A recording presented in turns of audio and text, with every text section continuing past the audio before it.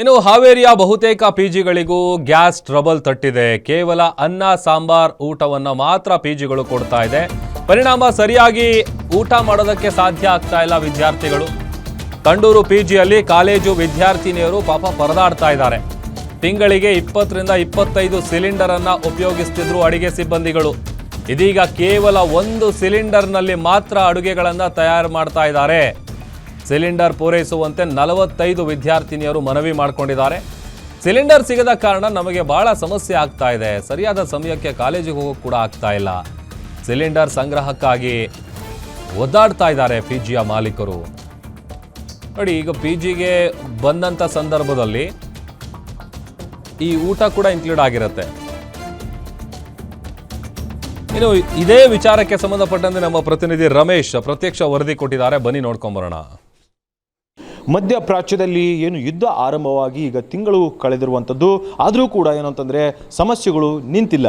ಇದೀಗ ಗ್ಯಾಸ್ನ ಒಂದು ಸಿಲಿಂಡರ್ನ ಸಮಸ್ಯೆಯಾಗಿ ಪಿ ಜಿಗಳಿಗೂ ಕೂಡ ಆ ಒಂದು ಎಫೆಕ್ಟ್ ತಟ್ಟಿರುವಂಥದ್ದು. ಈಗ ನಗರದಲ್ಲಿರುವಂತಹ ಪಿ ಜಿ ಒಂದರಲ್ಲಿ ನಾನು ಇರುವಂಥದ್ದು.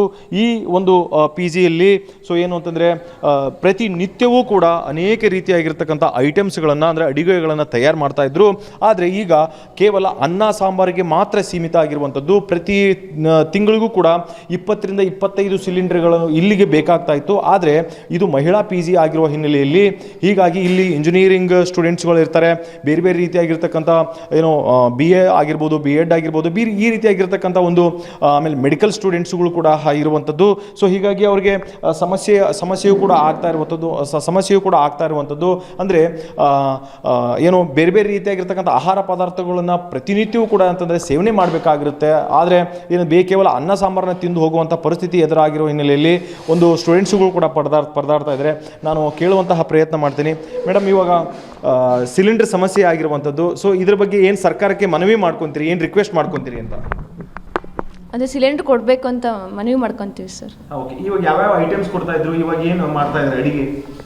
ಬೆಳಗ್ಗೆ ನಾಷ್ಟ ಕೊಡ್ತಿದ್ದಾರೆ, ಮಧ್ಯಾಹ್ನ ಅನ್ನ ಸಾಂಬಾರು ಕೊಡ್ತಾರೆ, ನೈಟು ಚಪಾತಿ ಕೊಡ್ತಾರೆ ಸರ್. ಸೊ ಹಿಂದಿನಕ್ಕೂ ಇವಾಗ ಸಮಸ್ಯೆ ಆಗ್ತಿದೆ ಅಲ್ವಾ? ಆಗ್ತಿದೆ ಸರ್.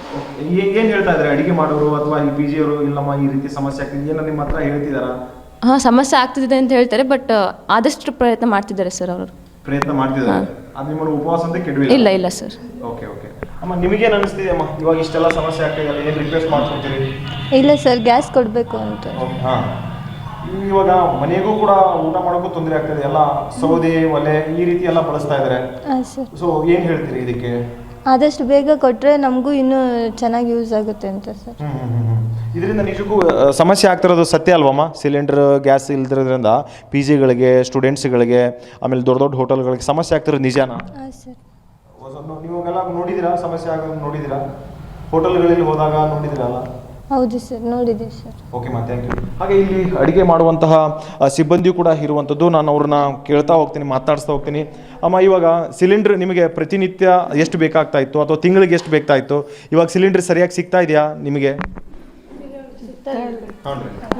ಸಿಗ್ತಾ ಇಲ್ಲ. ಸೊ ಎಷ್ಟು ದಿನಕ್ಕೆ ಎಷ್ಟು ಬೇಕಾಗ್ತದೆ ಅಥವಾ ತಿಂಗಳಿಗೆ ಎಷ್ಟು ಬೇಕಾಗ್ತದೆ?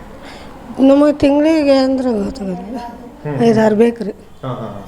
ಮತ್ತು ಇವಾಗ ಏನಾದರೂ ಒಲೆ ಗಿಲೆ ಏನು ಹಚ್ತಾ ಇದ್ದೀರಾ, ಏನು ಕತೆ? ಇನ್ನೂ ಇಲ್ರಿ, ಈಗ ಒಂದು ಸಿಲಿಂಡರ್ ಐತ್ರಿ, ಅದ್ರ ಮ್ಯಾಗ ಮಾಡತ್ತೀವಿ. ಸ್ಟೂಡೆಂಟ್ಸ್ ಆಗಿರ್ಬೋದು ಅಥವಾ ಇಲ್ಲಿ ಅಡುಗೆ ಮಾಡುವಂತಹ ಸಿಬ್ಬಂದಿಗಳು ಆಗಿರ್ಬೋದು, ಇವರೆಲ್ಲರೂ ಕೂಡ ಹೇಳ್ತಾ ಇರುವಂಥ ಒಂದೇ ಸಿಲಿಂಡರ್ನಲ್ಲಿ ನಾವೀಗ ಅಡುಗೆ ಮಾಡ್ತಾ ಇದ್ದೇವೆ.